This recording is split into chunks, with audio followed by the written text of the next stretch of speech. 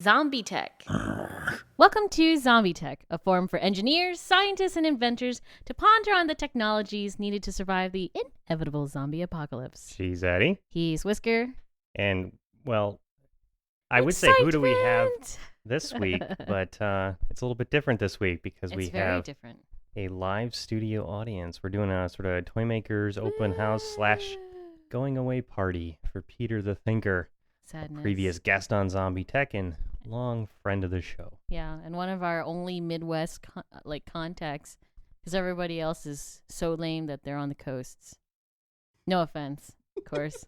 But, well, actually, that's not true because in-house we do have our, biotechnologist, Ennie, right? Scott Ennis, who was also on the show earlier. Another local cat there. Huzzah.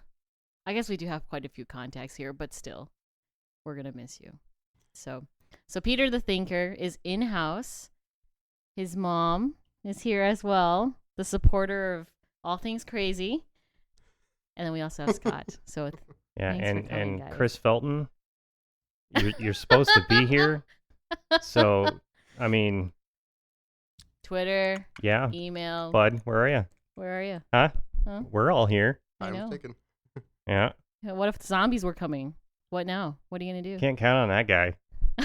Well, I got a solution for you. I got a defibrillator right here on the desk.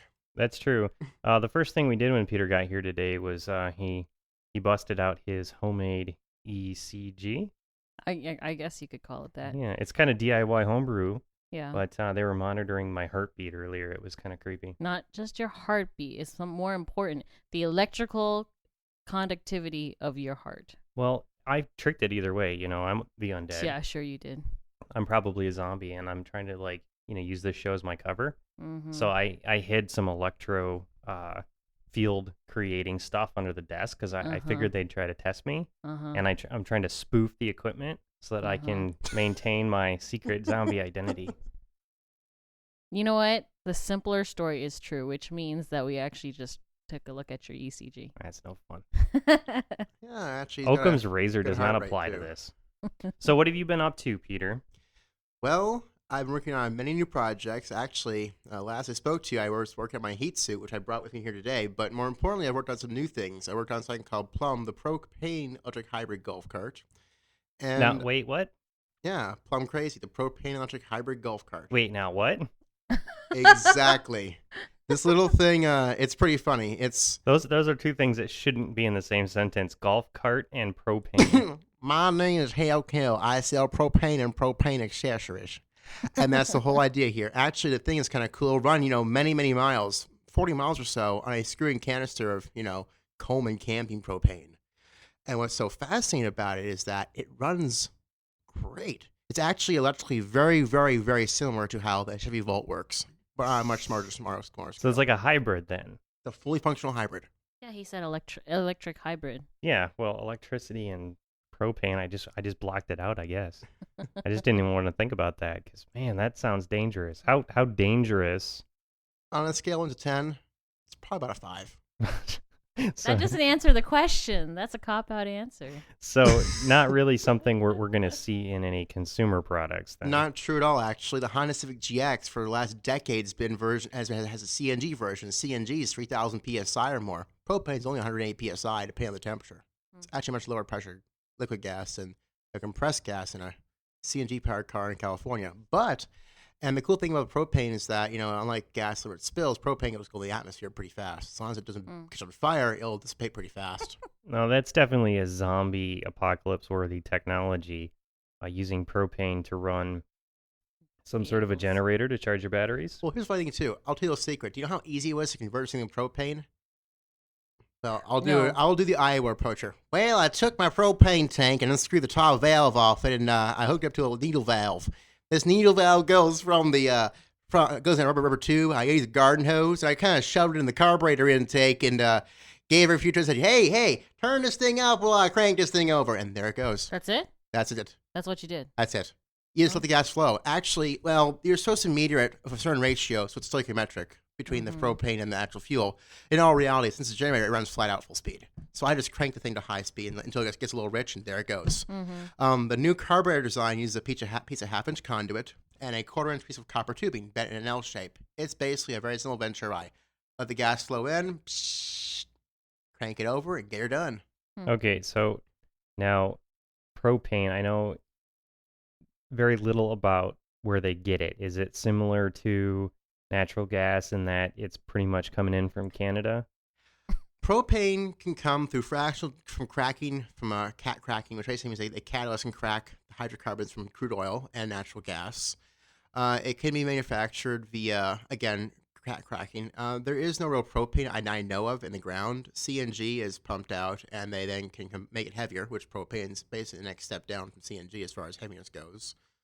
And what's really neat about it is that, unlike CNG, it's liquefied gas. Actually, propane you find today is actually a hybrid fuel of butane and propane. It's called like P80 or P90. It's depending on the propane percentage, but it's great fuel because it's low pressure. And why did they stored. decide to hybrid? Because it's very pricey to actually boil off all the non-true propane molecules. So it's actually LPG stands for liquefied petroleum gas, not liquefied propane gas. True propane is pure is actually really expensive. So once we find, and actually in Brazil, they got a higher percentage of butane than they do up here. It's kind of interesting.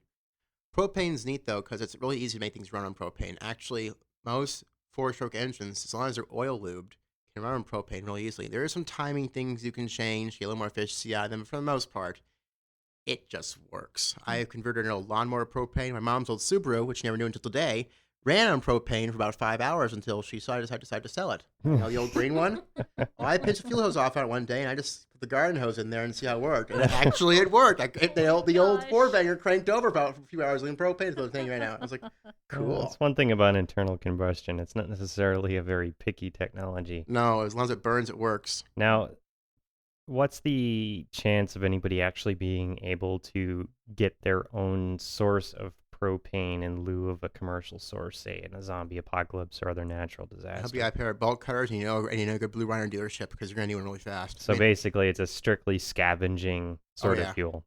Absolutely. I mean, in theory, if you actually had some zeolite and you had some platinum catalysts and the right temperature, you could probably, cat crack some butane to propane, or you can do some methane to propane if you knew the right technology. But you have to have basically a modified version of a still to get going. It's not so you can do in your backyard. You're better off making biodiesel from McDonald fuels, running a diesel engine in that case. Okay, so propane powered hybrid golf cart is Project A. Well, wait, I have a few questions. Sure. Okay. For those who, don't like past propane, didn't get the rest of it. How fast can it go? And what's some stats. Yeah. This is Peter we're talking about, so probably dangerously so. Actually, because the thing is geared so low for torque, it's got really quite a sad amount of RPMs. I mean, the thing will clock that around 14 miles an hour maximum or so, which is pretty sad. So typical golf cart speeds. Yeah, that's that's without the voltage, which I did get to go 40 almost one point in time, but that's a nerd thing itself. Wait, 40 RPM? 40 miles an hour. So you did get it to go to that. Well, it's rated at 36 volts DC, and in typical Peter fashion, in controlled situation, I did put 72 volts on the input controller, and it didn't fry. I got like 38 miles an hour on my GPS. I was like, okay, this thing's on drum brakes. Yeah, I was just trying to find the efficiency curve. I was trying to see if 48 volts versus 36 would be a better design. It ends up wasn't any better. Some statistics for it. It'll run 12 miles on its internal battery pack. It'll run an hour 40 miles or so total off a fully charged battery and a full can of propane. Now, the other thing too is this too. Bad. Yeah, and actually the main goal of this product was to prove one thing.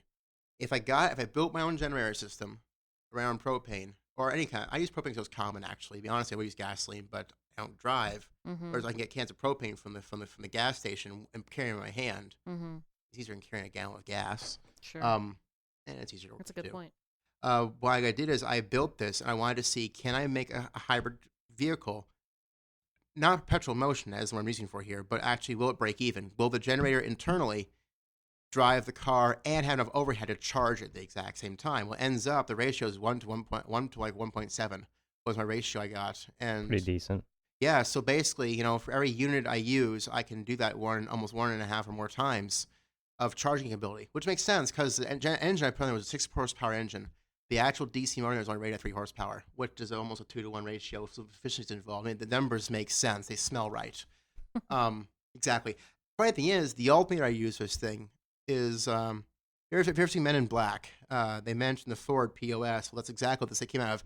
The actual alternator is from a 1978 Ford LTD, which is the same how they use in that movie, which is kind of funny. And I excited the field at a higher voltage to get a higher voltage out, and there you go. It actually puts out the voltage pretty good. It'll put out 100 amps at 36 volts DC, which is 3.6 kilowatts, give or take. That's more than enough to drive this thing. Sure. And our stats, I did modify the controller on it, so now I actually let the higher currents through, and I can now sustain a 12-inch wheelie about 300 feet. That's awesome. Which is also because I put less battery in it, too. When I removed the original battery, instead of having these 100-pound big 6-volt batteries, I put in there, one-third the battery capacity originally had. I didn't need more batteries. Well, yeah, you just sort of need the buffer there. Exactly. So, could you get away with, like, capacitor bank? If I had some money to blow on that, believe me, that'd be the next step, absolutely. Unfortunately, I ran out of funds and time. Unfortunately, I'm leaving Iowa, but I'm going to go to a new really cool school where I'll be able to do tons of research, and I'm really excited about that. Literally, he's leaving Iowa. They left this morning. They stopped here on their way through. Yeah. Kidnapped them We've for kidnapped the quite road a few trip. hours. Yeah. It's actually neat because the thing is, the technology I have in there is applicable to any car out there. And actually, my mom does not know this, but I'm hoping to buy a Beetle when I move out there and modify it into the next step burger. 10 kilowatt generator, 40 kilowatt motor, and now, 120 volts DC. I'm just going to say, you can't use this All of show best. as a request hotline to your mom.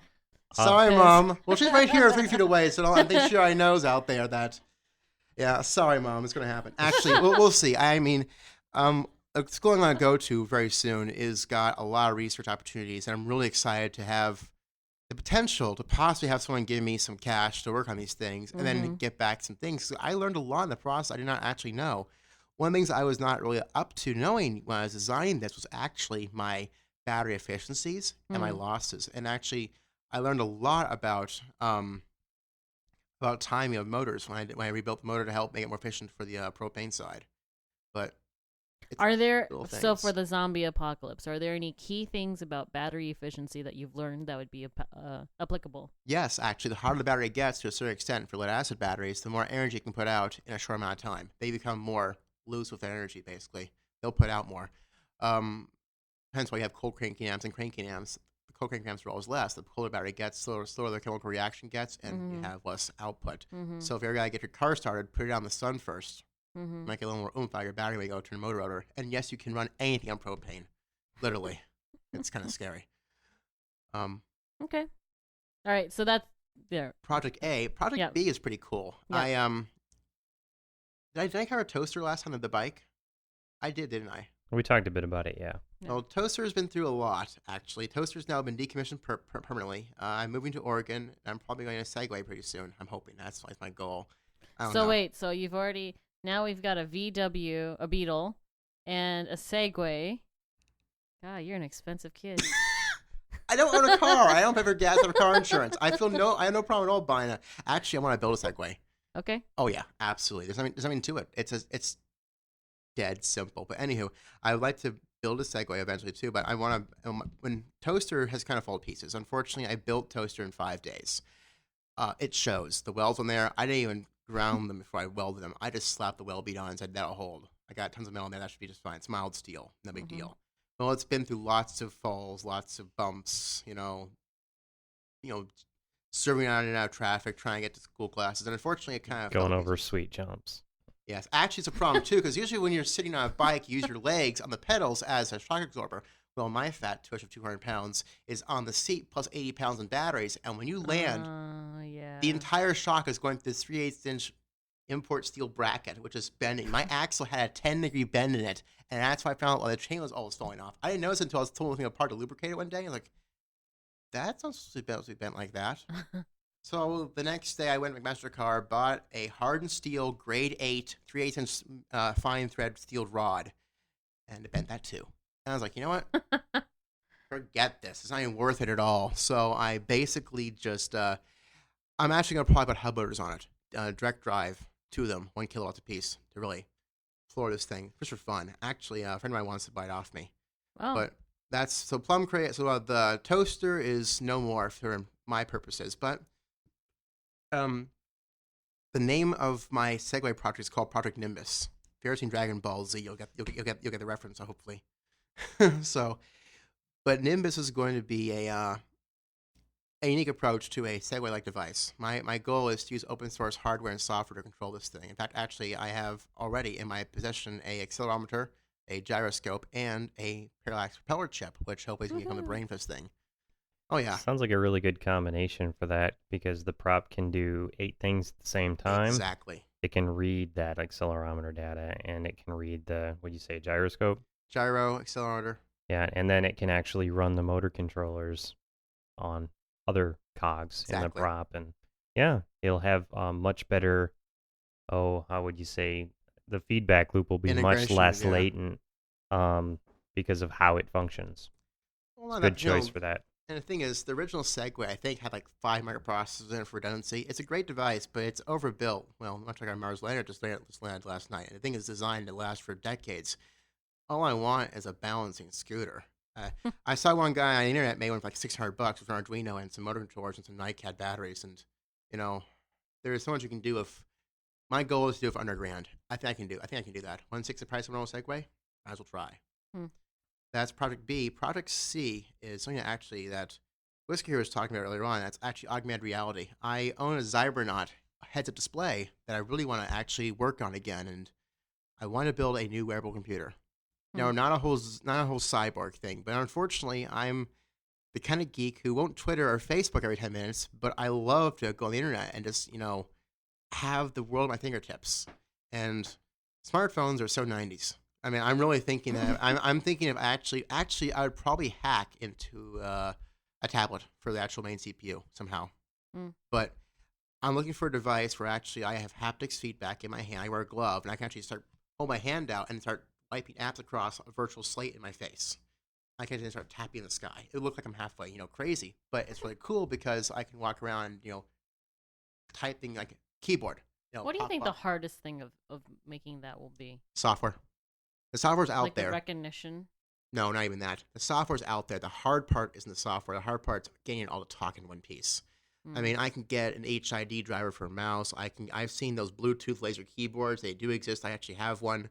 Unfortunately, the problem is getting it all to play nice. It's always the kink. And, Linux is probably the key here. Windows could do it too, but unfortunately, there's always those issues of overhead of CPU speed. I think a very, very light version of Debian might be perfect for this. Windows is sort of, I don't trust it as a development platform right now because of, all of the stuff with Windows 8 and them breaking compatibility with XP. It's just creating a headache. I mean, anybody who watched the Curiosity landing probably took notice that when the screensavers came up in JPL headquarters, it's Windows XP, on the screensavers, because that's the last good operating system that they put out that you can really do that kind of, custom solutions and not have to worry about it too much. Roy's going to disagree with you. Well, Roy can disagree on our other show. He'll be on it next Tuesday. You can listen to Roy argue with me about it. But I just thought I'd point that out, that, Linux seems to be where a lot of companies are starting to turn. Google has outlawed Windows on their premises. Yeah. Oh, really? I didn't know that. Actually, Valve is moving Steam over to Linux. Yeah. Woohoo! Thank you, Roy. There was another company that said that they're basically not going to develop on Windows 8. It was another game company. Really? I forget which one. Gamers are going to actually have to change the Penguin or Mac. And the gaming is what keeps Windows alive, honestly. It is. I mean, for most consumers anyway. Yeah. So I don't know. I think it's very interesting that you're already thinking Linux to run your mobile augmented reality system. It won't be the first augmented reality system to run Linux. But Linux has come a long way since the late 90s when all those MIT guys were doing those early Linux wearable computers. Well, it's funny too because when I was in high school, my IT friends I know gave me a copy of Red Hat 8? It's Enterprise. It's like old. I plugged it in next to my Windows 98 box and my Mac OS 9.2 box. I was like, thing can only do MIDIs. It can't even play like a WAV file. Lame. Yeah. Erase. But that got me kind of thinking. I like how fast this thing runs on an old AMD K6 II. I mean, actually, it books pretty good on 128 megs of RAM. And I said to myself, why am I actually going to spend the money? I have a tough book now, and it's on Debian 6, and it's as fast as my Mac Mini. And for And those that's of Core you Duo. who don't know, that Toughbook, it's not a new processor. It's very slow. A Pentium M. Yeah, there you go. I've seen him do work with it, and it's pretty Usable. snappy. You know, it's respectable, and that's the difference between what you're getting with Mac OS and Windows and Linux, is that Linux can actually take better advantage of the modern hardware. And it seems kind of ironic because Linux is made by the community, but their focus has always been to give you the choice of whether or not you want to have a big pig of a UI on it, or if you want to have it run balls to the wall as fast as hell. And that's ugly. it's a nice option to have. And yeah, I think Linux is sort of grown up a lot, and it's really cool to think of it to be walking around in maybe a pair of glasses and some laser keyboard in front of somebody. It's really fun thought, and completely ridiculous, Peter.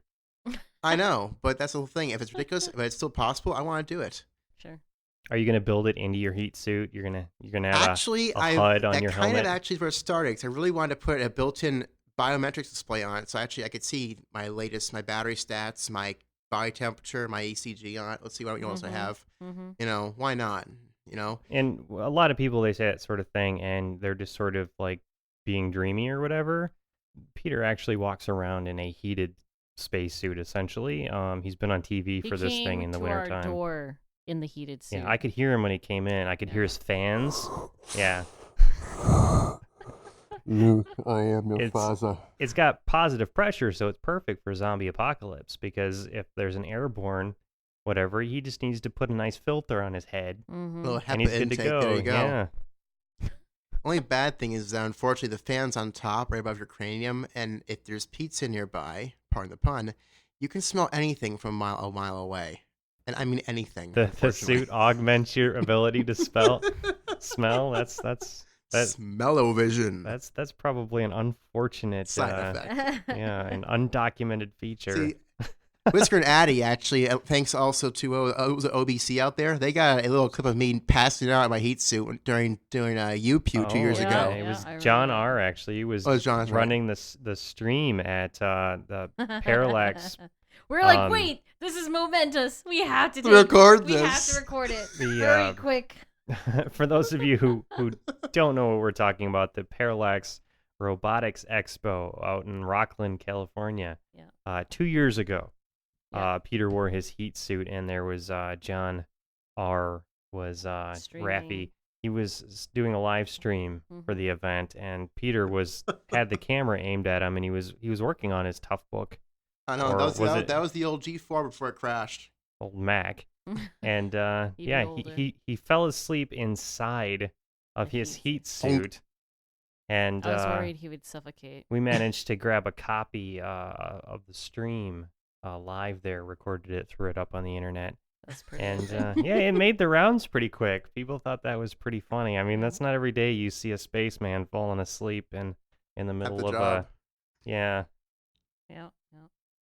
So, I have a question. Yeah. I've been meaning to ask. So, zombie apocalypse, most of these projects are like planned out. You have time, you're calm, you're relaxed, you got resources at your fingertips, like the internet, like whatever, your lab, whatever, right?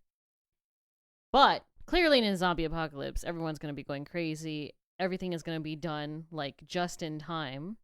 Everything is going to be done, like 2 seconds before you actually need it, as opposed to, say, 2 years before you need it. So my question is, have you ever done any, quote, just-in-time hacks? And that laugh means that yes, he has. Why, yes, I have. Many months ago, I had a friend of mine. They had their car broke down, and we talked about that whole thing of me basically rigging the battery we had in the car out the window to help bootstrap a car the next 10 miles. And the old thing died on this 200,000-mile-old Honda Celica. Oh, yeah. Is that the one we were talking about last time? Yeah. Well, that happens. Me and cars and failures have a tendency to happen. When my mom drove across country, her CV boot flew off. And that was quite a little experience. And she thought the thing was going to fly apart. And it was just a loose cotter pin. It was scaring her out, though. What else have you had? It's kind of funny. I've jump-started a car of Cat 5 cable. That was quite a little... What? Yes. What? Now, jump starting is actually quite a high amperage Yes, it is. sort of activity, and Cat 5 is definitely not rated for that much 400 current. amps. Yeah. Oh So my what did you gosh. do? Did you just twist all the 400 pairs amps? together? See, he's on this right now. He gets this. I took 4 pieces of 4 for, we take all 8 connectors, wrap them into one. And I took 4 of those cables. I realized the service area is the same as 4-gauge cable or so, which is just enough. One second here. For those who don't know, Cat 5 is Ethernet cable. Typically, that's what you see. 22 used You gauge. for. jump started a car with Ethernet cable? Well, Yes. wait. And Oh my inside of it is a bunch of small wires that 8 of them. are in twisted pairs. Yeah. 4 pairs. And the smaller a copper wire is, the less ability it has to put large amounts of current through it Obviously. before it turns into basically a Toast. light bulb filament. I like this. So what Peter says he's done here is that he's actually twisted lots and bunch of lots of it. the pairs together into one basically stranded wire. So, I mean, how big was this thing? About thumb size. Not big enough, I'm sure. It worked. And worst thing is, we used vice grips to hold us to the battery posts. Well, no, one of us, okay, so what happened? We had 2 of us in the car. Oh my gosh. We used 2 vice grips for the negative side. We actually held it to the battery frame, and then the guys held it with some gloves in their hands to the positive side, so the third person actually turned the key over. They were holding on to it? Oh, yeah. Oh, yeah, he It's just says. 12 volts. Oh, that's it. 400 amps. Nothing at all. Oh my gosh. not going to your body at all, so it doesn't really matter. Oh my gosh. One misstep, though. Well, it was not rainy, thankfully. But I've had some things of high current, high voltage. Actually, I'm going to admit this right now since I can't be in trouble for it. My professor had a little incident. Peter is, of I course, looking at his I cannot mom. guarantee anything Well, after it's okay. this I'm sorry. I interview. talked to Okay. people. I'm not going to change. I had a professor at a college I was at recently, and we were showing off a high voltage device, and he actually walked into a 4-foot Tesla coil arc. And I Walked never into it. walked into it. Hey, class, this is a high voltage. Zoop! Oh. I never seen a man jump so high in my life who's not in basketball. Was his hair all like smoky? Nope. But it's the first time I've heard him curse in my life, too. If there's any circumstance where it's okay to swear in mixed company, I think that, Would be one of them. yeah. Getting struck by, yeah. Well, it's what, 720 kV or so? That's a good amount of juice. Mm-hmm. Sometimes things you got to figure out on the road are pretty cool. Now, I mentioned the jump starting of Cat 5. Well, there's other things you can do, too. See, what else have I done? It's kind of creepy and worked out just in time. Actually, you jumpstart a lot of random vehicles because you had your toaster, that little electric bike scooter thing. Jumpstart a car. a random high school student's car. So Yes. wait, now what? I was walking down the street in Cedar Falls. I had the bike parked at the bike rack. Might as well walk the last 200 feet to quick start. So the toaster, right? We were just talking about this. Is that little Electric Little- bicycle. little electric scooter bicycle bike. where it's small enough that you were bending axles on it? Right. Okay. And you use this to what? Well, this girl had a dead car battery. I was so dead, I could short the battery away and spark. I'm like, this thing's a complete shot. She can't even turn the thing over. It's just gone. Well, and of course, the donor car had one of those embedded batteries, which was deep in the hood. You couldn't find the positive terminal anywhere. I was like, you know what, just I'll be back. What are you going to do? She said, trust me. I'm an engineer. I have the knack. I have the knack. So I took the bike off the rack up the street, walked it down, and boom. Like, you're going to jumpstart the car if a bicycle says, trust me, I do this all the time. Yeah, sure you do. It's got 33 amp hour batteries on it. It's got more juice than most of those jumpstart packs do. It's got 80 pounds of lead acid on it. It's going to jumpstart something. So I took one of the batteries, put it to one of my battery packs, and I said, here, count to 20, then turn the key. Turns on. And I had never seen a high school student so speechless in my life. She's like, but. I said, no buts. It's a giant battery of wheels. Works. So did your toaster work okay afterwards? Unfortunately, the reason why I parked at the top of the hill is that the battery pack's so bloody heavy. This is before I put new batteries on it. That unfortunately, with my fat butt plus the way the battery pack and only having a 400-watt motor on it, it had a very angry time, even under full charge, getting back up the hill. Mm-hmm. Let alone when I'm sucking 400 amps out after 30 seconds trying to turn the car over. So that thing is, it also unbalances the pack. Instead of being 36 volts, it's 24 and plus 10. So it's not always equally discharged. And that battery pack was almost dead when I parked it. So this thing kind of sealed the deal. So I had her wait 10 minutes to charge me back up. Oh, you're kidding. Yeah.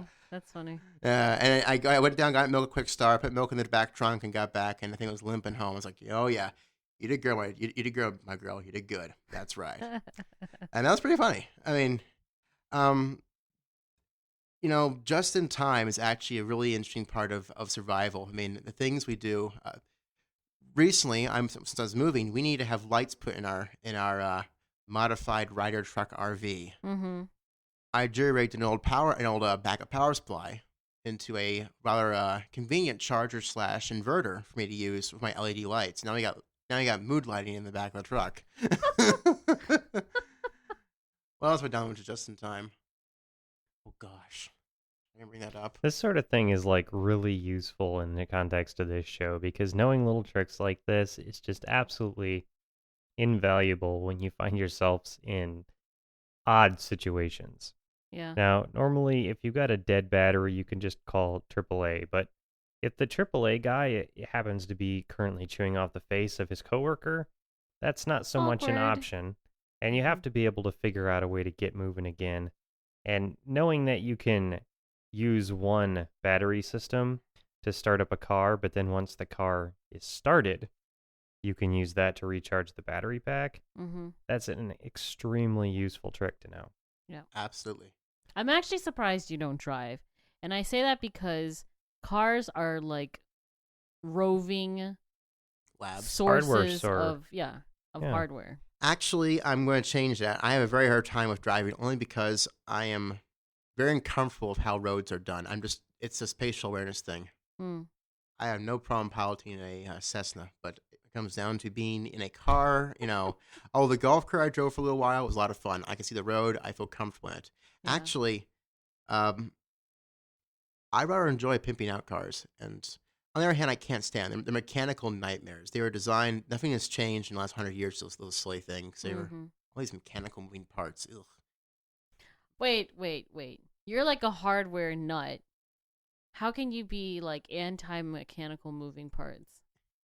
If I had a car, I would have 3-phase brushless motors inside each wheel, driven off a 480-volt battery pack of nickel metal hydride, supplemented by lithium ion for higher velocities, and it would run off of a propane hydrogen gas turbine combo fuel. So I can put any kind of gas that's gaseous will run on this gas turbine at 80,000 RPMs, putting out around 40 kilowatts to run it at high efficiencies. It makes a lot of sense. I mean, the electrical motors are really the right solution for converting energy into moving forward on a road.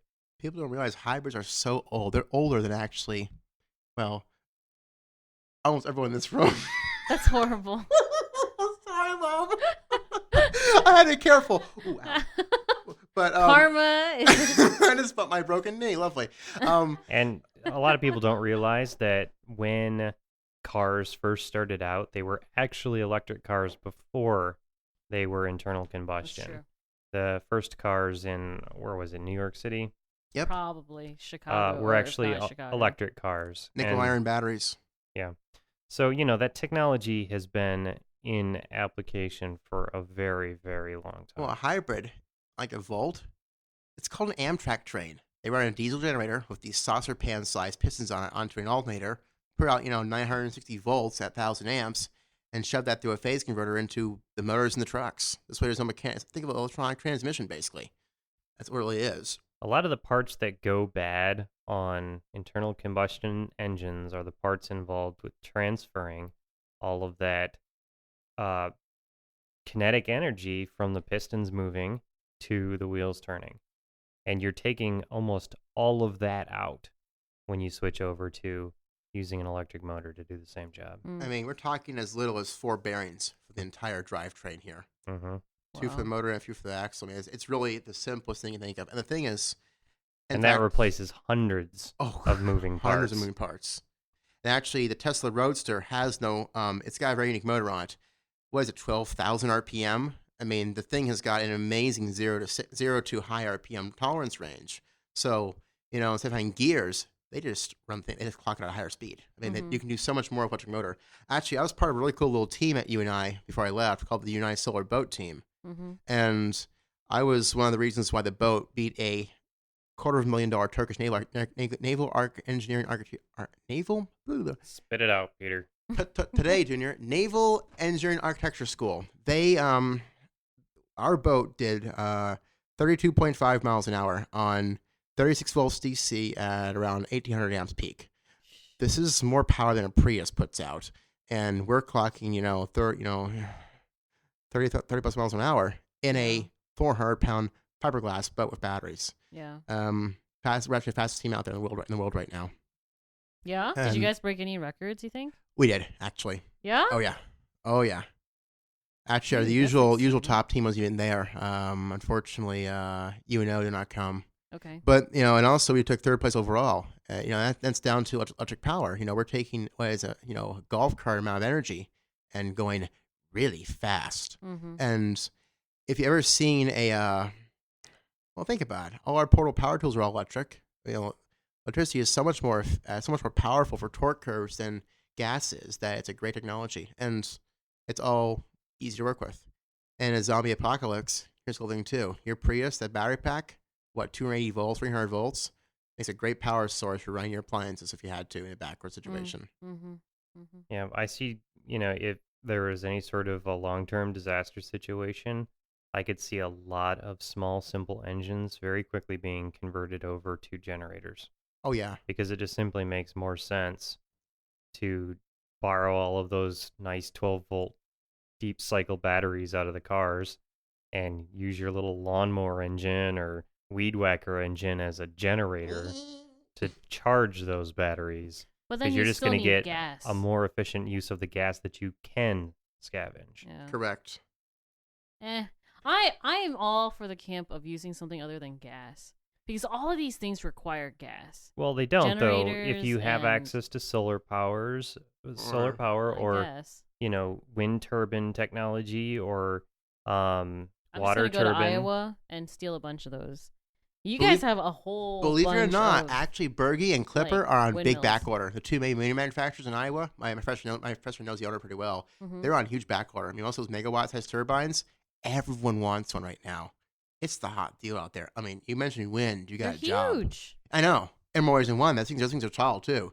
Yeah. Hope you like heights. Well, that was one of the things that we were most struck by when we went on our road trip was that Iowa, I think, is probably one of the most green states. I feel like just from the road, because you drive through and then immediately you see the big windmills. It's funny you mentioned that. The U.S. government put a policy in place a few years ago trying to get people to convert to a certain amount of renewable energy. Iowa is one of 5 states that's already met that goal a few years ago. We are one of the most renewable energy based states in the nation, and it's pretty obvious. And it isn't because you have a lot of ethanol and corn. It ain't the Iowa corn; it's our wind turbines. Actually, by the way, you can get almost 5 times the money per year out of leasing your land for a quarter-acre plot for a wind turbine for a local power company than you can from the highest priced corn you can grow. Iowans are turning into wind farmers. Pardon the pun, they are. Do you think people are starting to turn to wind farming? Oh my gosh, yes. Having driven through Iowa, Nebraska, and South Dakota, I'd say that, yeah, it's pretty obvious. I mean, even out in Wyoming and whatnot, there was tons and tons of giant turbines out there, and it was beautiful. Yeah. I've seen, when I go with my friends in cars to do groceries, I see wind turbine blades on the back of 18-wheelers every time I've been on the freeway. And that says something. When they're on back order. So what we were saying is, you're trying to avoid gasoline, and that's a nice picture to paint. But what it's really about is that electricity is a storable energy. Yeah. Unlike the mechanical energy that you get out of a internal combustion engine or something like that, it's also source independent storable energy. So the electricity doesn't care if you charged it up with an internal combustion engine driving a generator, or a turbine driving a generator, or a solar squirrel panel on a wheel. Yeah, it doesn't care. So whatever source you can get, you can use to charge up 12-volt batteries. Mm-hmm. And that makes it an ideal solution Zombies for a on disaster treadmills. situation. There you go. Yeah. I'm thinking of a large wheel about 10 feet in diameter, 3 feet wide. Somebody going, "Ooh," and you got a little alternator attached to that thing. I guess a wheel. Here, come on. Here's a cheese. Come on. And you might think that that's like way too dangerous to even attempt, but what do you see when you go to any power station? You see these big skull and crossbones signs and danger signs and whatever. Our current source of energy isn't any more dangerous than a zombie Speaking of on a which, I just mouse saw a wheel. flicker there. You guys, I think your air conditioner just kicked on. Yep. Mm-hmm.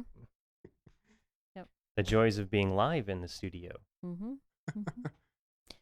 Very cool. So, any other just-in-times you can think of? Oh, I've also had tons that happened. Let's see what else has happened in the last few months. I've had to rig up. For me, it's always been, battery packs. For me, it's always been batteries. I need something to power. In the car, my GPS died out, so I had to make, and my soldering iron broke that week. So I actually had to use a lighter to solder together 2 wires that go to my cigarette plug, my DC plug, my GPS, so I can get the Radio Shack of my GPS on my bike to buy a new soldering iron and get a new plug. Catch 22. Actually, So we've had how in the people- world did you solder with a lighter? Well, I got a nail very hot. The term Okay, so soldering you did do it iron with came from hot irons a on a nail. stove back in like the 20s, I Yeah. guess. I don't know, before my time. And basically, I got this nail really hot, and it was just enough lighter fluid that I actually got the actually I got a cold. Talking about cold heat, it was probably a cold joint. But I got this thing just hot enough to get the actual wires soldered together. Where actually just 2 wires, just positive and negative, and there you go. We actually We actually know a couple people who soldered with nails. yeah, well, Jerry Really? Jerry Yeah. Ellsworth used to wrap a wire around one and then plug it directly into the wall. Really? Not a good idea, people. Nice. Not a good Bing. idea. And then friend of ours in England, YT, he exclusively solders with a nail. And What? he does extensive soldering work. He's actually built his own homebrew computers with yeah. discrete logic, and he soldered them up completely using Are a you heated sure? nail. Yeah. Are you he's sure it's a heated nail? I know it's like dude an old is school soldering. hardcore. Yeah. I tell you what. And he likes it that way. We were talking about newer, better ways of doing it. And he's like, nah, can't do all that newfangled stuff. Newfangled stuff. It's great. So that's a really good trick to know. How small did the nail have to be for the? It was a brad nail. So it was a very small nail, and that was enough so that Thermal you mass was could low enough. Yep. concentrate the energy enough to be able to melt solder. Now, was it lead-free solder or was it the good stuff? Oh, heck no. It's 5 multi-core Kessler Eutectic, man. The best stuff you can get. It smells good, too. It's like incense for geeks. We do not condone the smelling of lead-based solder. No. We probably... The fumes. Never mind. I'm not going to say anymore. Don't smell lead-based Don't solder. smell the fumes. Unfortunately for me, with my brain capacity, I probably have lost a few billion brain cells from the brain from problems from the Mad Hatter. That's from lead poisoning. What do you know?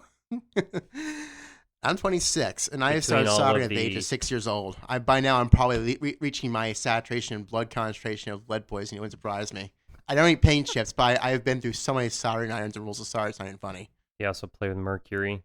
Never have, actually. So Really? just the lead and all of the electrical shocks. Right. Oh, electrical shocks. If you want to be like Peter, Stick your hand in an outlet. lead and lots of shocks. Does the brain good. Keeps you youthful. It's a vital of life. It's not, people. No. Don't do that. So those are really just- like I don't useful even know how you useful start. tips, and they're kind of obvious, but when you're in a sort of situation where you need to do that sort of thing, you may not think in that direction. So it's important to know how to think out of the box and just think in terms of physics and chemistry instead of thinking what you were taught in school. Because there's a lot of ways to do things, and not all of them require going out to buy something. Exactly. Now, is most of your research just experience based, or do you like just go online and like most people would be like, oh yeah, I wiki that or I Google that? It's a combination of both. When I was younger, I destroyed how many TVs, Mom? She's shaking her head. Oh, she's in disbelief. I destroyed how many things, and then and I still do on a daily basis, which is kind of cool. Gotta keep it fresh, you know. So, you know, when I've taken apart so much of my life that I learned how everything ticks and talks. What I end up doing is that part of it comes research too. Wikipedia is actually now I don't really condone it or know for it. It's kind of a cute little thing, but actually, most people where I go isn't Google Wikipedia. It's actually places like servercircuits.com, for instance. I will study schematics, you know, like anyone. I can't say the never mind. I study these things on a daily basis. I have schematics hanging in my bathroom. I read when I'm on the crapper. I love reading about how things work, and I can't stop reading these weird diagrams. And so what I ended up doing is I ended up simply just absorbing this information. And so part of this experience, I mean, for instance, the hybrid golf cart thing, I converted a lawnmower engine I found in a dumpster to propane when I was, 14 years old? You got a thing for propane. It was easily available, and I didn't have to go on the street to get it. I mean, the nearest gas station was like 20 miles away in California, and I didn't have a car, so whereas we have a barbecue cylinder there and a regulator. Like, I own 4 fire extinguishers. Like, we're good. Okay. But the comes from experience. These days, it comes from experience more than anything else. I mean, the experience with jumps on a car of Cat 5. Well, I know what Litz wire is, for instance. I know how stranded wire works. I'm like, well, I reckon this is enough cross-sectional area. Ohms per foot loss isn't that bad. It only has to last 10 seconds. Boom. Works for me. You know, I can reckon things. And I'm 99% of the time I'm right. It just comes from this Dr. House attitude of mine I have. I'm got a bad knee. I pop pills. And right now I'm... and I know a lot. And I'm sarcastic at times. It's kind of like, unfortunately, what I turned into. But it comes all from experience these days. And although I'm always on the internet reading things, actually, I was so bored a few weeks ago. You know, thinking of Mars landers, I actually was reading up on how the Apollo capsule docking mechanism worked. I was really bored. I wanted to know how the darn thing worked. Kind of curious how they O-ring seal that thing. So I downloaded like 20 PDFs from a NASA technical document and bored myself to sleep reading this thing. And now I understand how they latch these things together for Apollo. And that's just kind of funny how the whole thing works. So one interesting thing about this Curiosity is that this time they opted to not go with solar power. They did something a little bit different. Yeah. So I'm sure Peter probably knows what they did, and he can explain it. I'll give you the simple version. Radioisotopes get warm. Nuclear meltdown is a good example. I mean, I hate to scare people, but really what it is a miniature nuclear meltdown. What's occurring is you're using cerium and other elements that have a long half-life, and they're basically very slowly but surely taking off amount of heat and amount of watts. Now, raise your hands out there if you know what a beer cooler is. You know those little miniature fridges you can buy at Walmart for like $80. You can get hot and cold. They're called Peltier modules, also known as TEC, thermal coolers. They're a thermocouple junction, actually. You can put electricity power through them and make a hot and cold side. You can also put heat to them and cold and produce electricity. They got a bajillion of these little tiny thermocouples wrapped around this core of radioactive material. It gets hot. And the outside is basic way that the technology works is that there's 2 dissimilar alloys, and they're sandwiched together. There's basically 2 plates. Yeah, you're explaining Peltier junctions. Yeah. Yep. And, you know, you apply a current across them, and one side gets hot, one side gets cold. Or you get one side hot and one side cold, and a current flows. It's funny you mention that, too. Actually, you can buy these things in the store. There's a little tiny fan you can get at Menards I saw a few months ago. It's got the exact same little white chip you find inside of a cooler, but it's got a little CPU fan on top of it. And you put it on top of your hot potbelly stove and your wood-burning stove in Iowa, like your fireplace, and it'll blow the hot air across your apartment. It runs off the latent heat of your stove. So wait, what's causing the electricity? I don't know the actual. I'm not a physicist, but I know it's magic, and it's not very efficient, unfortunately, in comparison to a normal fridge as far as refrigeration is concerned. But as far as reliability, no moving parts. You know, the original Apollo ATSP, Apollo tests science package they had in during the Apollo missions that was deployed. They used an RTG and it still works to this day. Oh, it's kind of starting to die. And by the way, the Voyager spacecraft probes, their RTGs are still working, even though they're out of our solar system, basically. They're going to last for another couple hundred years, supposedly, which is a long time. That's very They do die of half-life, but the thing is, though, oh, and by the way, lighthouses in Russia use 1,000-watt rated ones to run their lights. And they're actually proliferated black market a lot, too, I found out. I was really bored. I actually was reading about RTGs one day, so I was really into it on Wikipedia. It was quite fascinating. In other news, we have a new listener this week. Hello, welcome to the show, Echelon. You're so basically what they've done there is they've created sort of a heat source in a little, packet, and they've surrounded it with these Peltier junctions, and they're just getting electricity out of that, and it's like a 30-something volt system? Yeah, 30 or so volts, a couple hundred watts, but the thing is that's very stable, and it won't die out. And as a bonus, you can use the heat to also keep your instruments warm. Exactly. On the rover, so it's a pretty clever solution. All those neutrons near those silicon cores. I mean, you're asking for I'm getting at, aren't you, Whisker? Unfortunately, rad hardening that thing is a lot of it has to be pretty hardened anyway, considering that Mars's atmosphere isn't as good at stopping some of the harder, nastier stuff. Nor does Mars have the nice spinning molten core, creating a good magnetic field and ionosphere that we have. Yep. Completely random question. Why do I know this stuff? I don't know. What? Completely random question. Completely on a different topic because we're running out of time already. Yeah, we got about 9 minutes left. I know. So you do high voltage stuff like Tesla coils and such. You do crazy battery charging cars, shock till you drop type of, things. You do... Yeah, I mean, that to me is just already pretty darn dangerous. Is there any hardware system that you will not touch because you just won't? Actually, I'm really afraid of chemicals, to be honest. Chemicals is one thing, and also... That's interesting. I know, as it is, but... Bad experience, or...? Just nasty stuff. Okay. Well, if you know what a... covalent chlorine can do to a human cell. Yeah. You pretty much know to steer away from the chemistry stuff, because, exactly. What else kind of creeps me out? No offense to the biology guy here, but actually I hate icky things like bugs. As far as computer hardware goes, I don't know. Anything that runs Windows XP or above, anything above Windows XP, I avoid as hardware. What else do I avoid? Sorry, Whisker. What else do I avoid, which is kind of... I don't know. I just don't like mechanical devices. I'm an idiot. I say this wrench will fit. I don't even know wrench sizes yet.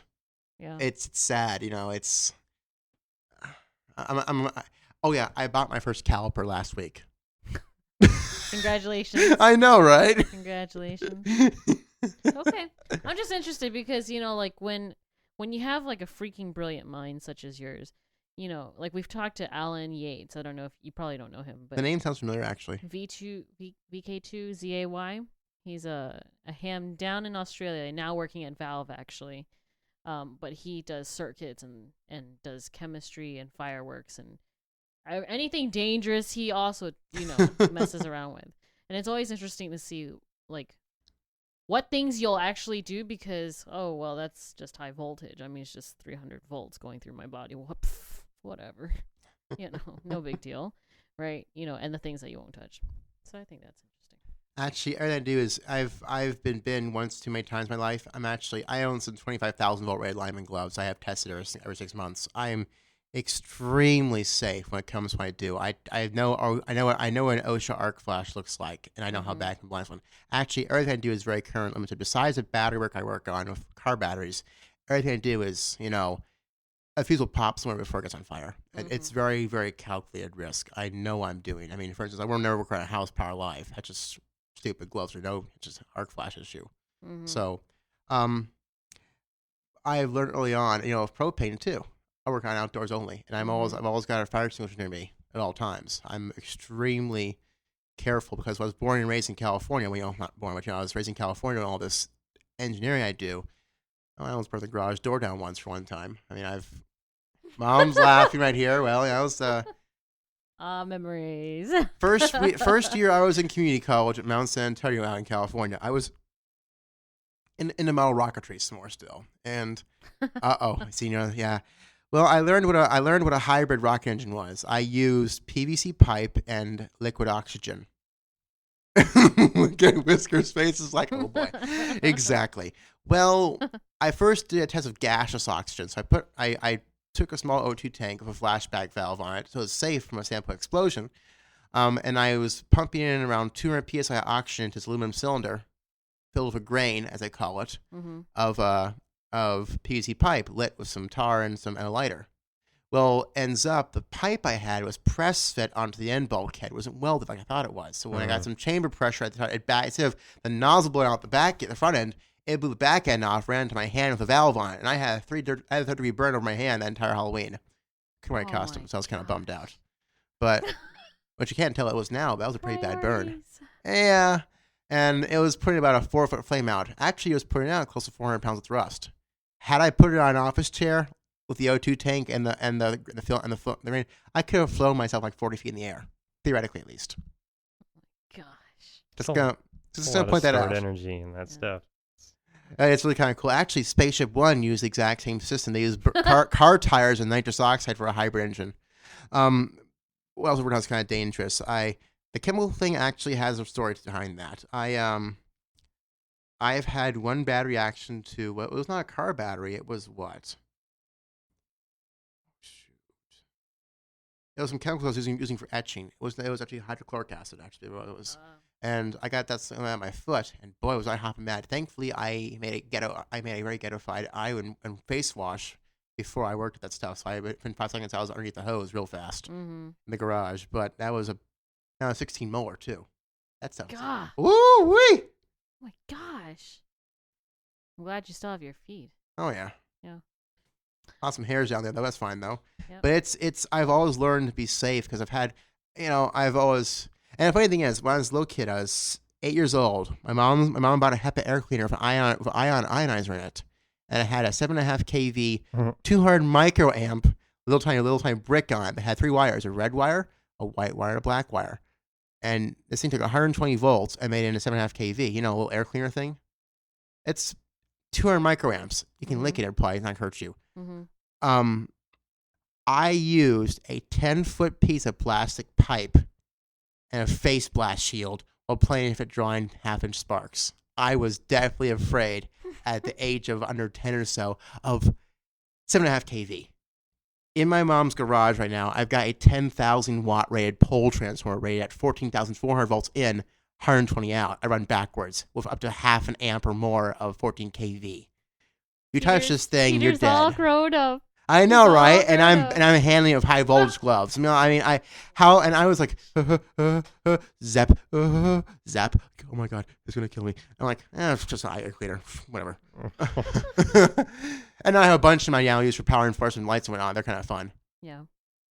Okay. So for people out there who are interested in getting into this high voltage stuff, make sure you find a mentor. Yes. That's the thing too. I have to thank. Experience. I have to do some shout outs here. I want to thank Dale Hall, actually a senior engineering scientist at TW, and then Northrop Grumman Corporation in California. He K3MMN is his call sign. He was my mentor. He saw my first Tesla coil when I was in 9th grade and in high school, and he's been like a second father to me basically for the last 10 years. And actually when we moved to California, I want to go up at him again. He's an amazing person. And also I want to thank KVAFX, Jeff Parisi, for selling me that pole transformer because, he knew I was a little young to have one of those things. And you know what? He actually really kind of mentored me into how to do safety procedures so I don't get hurt. Because with that kind of power density, you will die. And it'll be very fast, but you will die. So it's, yeah. Cool. But Dale's my very close friend of mine. He actually got me into this high voltage stuff. So get a mentor. Don't take risks. Ask questions. HV can be easy to work with as long as you know what you're doing. Take baby steps. All right, cool. Peter, where can people find your stuff? Well, I'm on www.peterthethinker.com. That is peterthethinker.com. Or you can look online on Flickr or on Ustream or on DeviantArt for Peter the Thinker, or just search for KG6 LSD. That is Kilo Golf 6 Lima Sierra Echo, and you can find me online. I don't hide anywhere. And the cool thing is that the one of the things I'm working on, I added very recently, was my live build site. Cool. And you go on my website, click on the live build site. All my most recent inventions will always be live there working on them. Cool. Well, now, wait. We're out of time. No, real quick. We have to. We have to. This is the only chance we're going to be able to. Yeah, we already got the only standard chance. questions out of him. Yes, but for him, but not from her. Mom? Okay, so we have the luck of having Peter's mom here in studio. Hi. Hi there. She's very normal sounding, right? So we always have 2 questions that we ask our guests, and they're the actual quote important ones that we do for ZombieTech. So first question would be, what 3 tools would you bring to a zombie apocalypse bunker? Peter. Okay. Excellent choice. A battery. Okay. And some wires. Nice. That pretty much Nice. solves 90% of life's problems right there. Pretty much. I won't And- be on wire. And then one book that you would bring to the bunker. And it can be any book. It doesn't have to be utilitarian. It can be enjoyable too. Teenage Soup, what's called? That song of the 90s. I'm not sure. Probably one of his textbooks. Okay. Sounds good. Thank you. Phone book, wax my head with, I don't know. And now I am done. So All right. because we 73 have is to, we have KG6 LSEs. I know we have to end the zombie text with these 2 questions. Okay. Yep. So thank you everyone here in the studio for joining us live. It's the first time we've ever had guests in the studio. Yep. It's taken a lot of work to get the studio to this point, and we're Beautiful. very, very happy to be able to have people here Yep. to share this fun show with us. And yeah, that's the show for this week. We're glad that we were also able to send Peter out on his way as he makes the great trip back to the West Coast. Mm-hmm. Yeah. All right, that's it for us. You can find this show every week, Thursday evenings at ZombieTech.tv. There's an RSS feed. Don't forget to subscribe with your phone or music player and get it automatically every single week. Yep. Bye. Bye. Bye.